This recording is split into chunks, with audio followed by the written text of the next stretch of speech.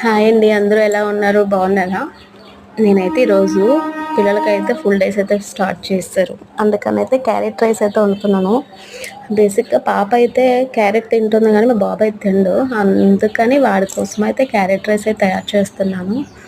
దీనికోసం అయితే ముందుగా స్టవ్ ఆన్ చేసుకొని, ఆయిల్ వేసుకొని, కొంచెం ఆయిల్ హీట్ అయిన తర్వాత జీలకర్ర, ఆవాలు, శనగపప్పు, మినపప్పు, కరివేపాకు, ఎండుమిర్చి వేసుకొని బాగా ఫ్రై చేయండి. తర్వాత ముందుగా మనం తురిమి పెట్టుకున్న క్యారెట్‌ని వేసి బాగా కలపండి. అందులోనే కొంచెం సాల్ట్, కారం వేసి ఇంకొకసారి బాగా ఫ్రై చేయండి.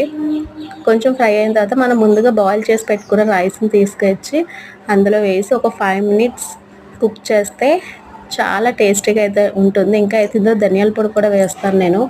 ఇంకా పిల్లలు ఇష్టంగా తింటారు. ఇంకైతే పిల్లలకి అయితే లంచ్ బాక్స్ అయితే ప్రిపేర్ చేసేసాను. స్నాక్స్ కింద అయితే పాప్కార్న్ కట్టాను. Bye bye. సబ్స్క్రైబ్.